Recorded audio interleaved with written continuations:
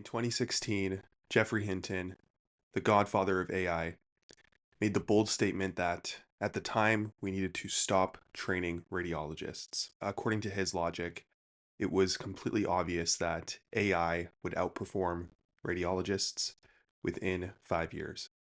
A decade since that statement, now in the year 2026, the demand for radiologists continues to be extremely high. Why is this the case?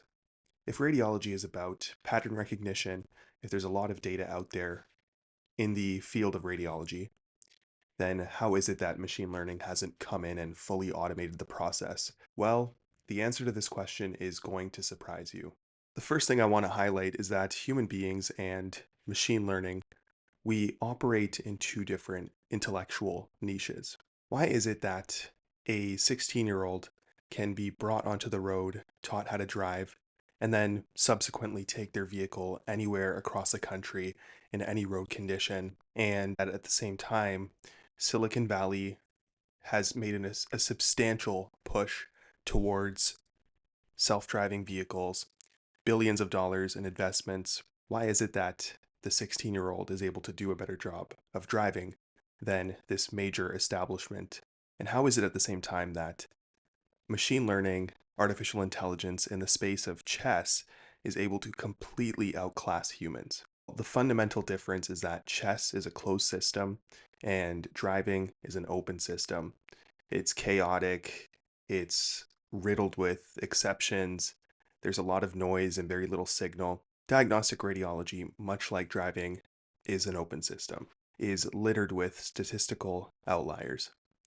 Whether it's artifact, anatomic variants, post-surgical cases, atypical disease presentations, rare diseases, these factors force the diagnostic radiologist to rely more on their reasoning and their context to make the right call than would be the case in, say, a closed system. Expanding your data set, increasing your compute power, these factors will never grant machine learning the aptitude needed to make the right calls in a chaotic open system like diagnostic radiology. It would be like adding more horsepower to a car with square wheels. I'm super proud of that analogy, by the way. With that in mind, I want to address something that's related to the replacement of radiologists, and that is this boogeyman of the future of a hyper-efficient radiologist. One radiologist does the job of 10 radiologists. Radiology, much like other jobs, it has some areas of inefficiency. And there are some tasks within radiology that are truly mindless, repetitive. This includes digging up a clinical history, comparing the study that you're reading to prior studies, dictating your thoughts accurately, organizing your reports. These are all things that AI will in the future come in and fully automate, which every radiologist is excited to see. Now that we've addressed diagnostic radiology and why I'm really not losing sleep over artificial intelligence coming in and replacing the job, I want to address the elephant in the room. The job of the radiologist is not limited to pure diagnostic radiology. Working directly with patients, doing procedures, participating in multidisciplinary discussions, answering questions that clinicians have about their reports. Depending on your subspecialty, diagnostic radiology could represent, say, 50% of your actual workflow.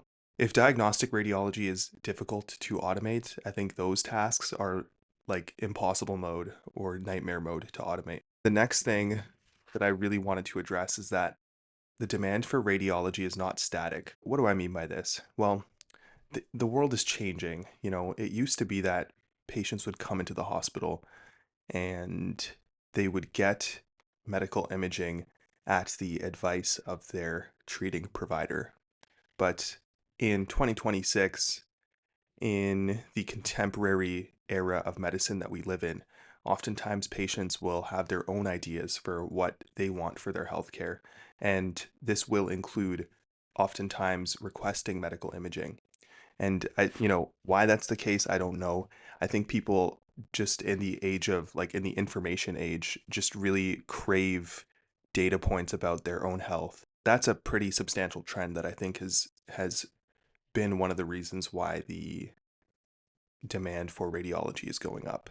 The other thing is that due to the nature of our demographic shifts, patients are on average a little bit more complicated than they used to be. In a world in which patients are a little bit older on average, you're going to inevitably be forced to order a lot more imaging studies than you would in the past. If someone's 40 years old and they have abdominal pain and they have type 2 diabetes, it's a completely different clinical presentation than if someone is 20 years old, otherwise healthy, and presenting with abdominal pain. You know, you're more likely to have a life-threatening explanation for the abdominal pain that warrants further investigation in the setting of somebody who is, 40 with type 2 diabetes with abdominal pain.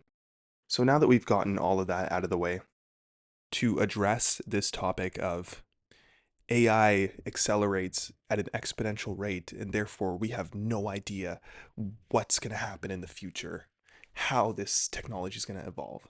You need to think logically about what steps need to be taken by artificial intelligence to do the job of the diagnostic radiologist or just the general radiologist.